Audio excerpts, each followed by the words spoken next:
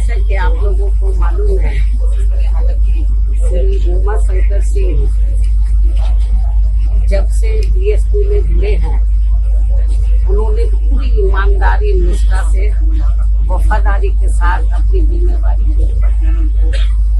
उन्होंने कभी बीएसपी को धोखा नहीं दिया और इतना ही नहीं, उन्होंने बीएसपी में रहकर अपने क्षेत्र का भी ध्यान रखा, समाज का भी ध्यान रखा और ऐसे डेडिकेटेड हमारी पार्टी के विधायक उनकी लंबी बीमारी के कारण कल जो उनकी डेथ हुई है, मृत्यु हुई है, ये समाचार सुनकर मुझे बड़ा और इस दुख की घड़ी में मैं उनके पूरे परिवार के साथ हूँ, उनके रिश्ते नातों के साथ हूँ और खास तौर से अभी वो तो जिंदा नहीं है। मेरा तो यही कहना है श्री उमा शंकर सिंह जी के परिवार के लोगों को, आपने जब तक बीएसपी में आप जिंदा रहे हैं, आपने ईमानदारी का अपना परिचय दिया है।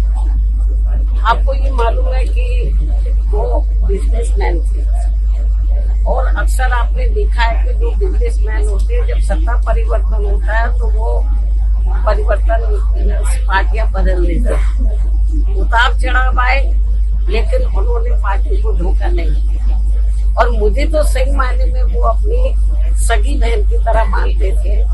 ये महीने में शायद रक्षाबंधन की है, तो मेरे ख्याल हमेशा रक्षाबंधन पे मैं लखनऊ में रही हूँ या दिल्ली में रही हूँ, तो मुझसे उन्होंने राखी बंधवाई।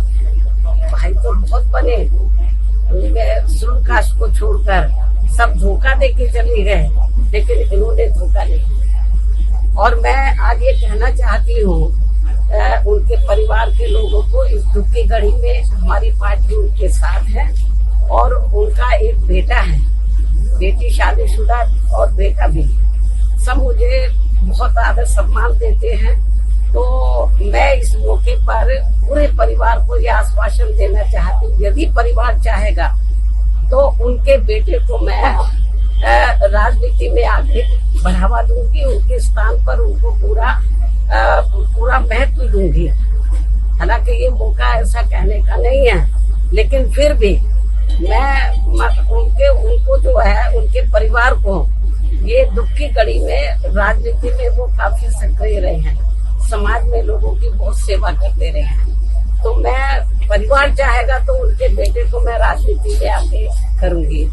और जहाँ तक उनकी विधानसभा का सवाल है, रसड़ा जो विधानसभा बलिया में, मेरे ख्याल जब भी उन्होंने चुनाव लड़ा बीएसपी से, हमेशा उन्होंने चुनाव जीता है और क्षेत्र की जनता का पूरा ध्यान रखा है। पूरे क्षेत्र में वो हर सुख दुख की घड़ी में वहाँ की जनता के साथ रहे और हमेशा उन्होंने हर मामले में वहाँ की जनता का पूरा ध्यान रखा है। और मुझे लगता है उनकी विधानसभा के क्षेत्र के लोग भी चाहेंगे कि अब वो नहीं रहे हैं, उनके बेटे को बढ़ावा दिया जाए। मैं पूरा, जैसा परिवार चाहेगा उसके हिसाब से मैं उनको पूरा बढ़ावा दूंगी और उनका पूरा साथ दूंगी। मुझे मालूम है कि महिलाएं अंदर बहुत दुखी हैं, उनकी बेटी, उनका बेटा, उनके विशेष मतलब रिश्ते नाते सब दुखी हैं।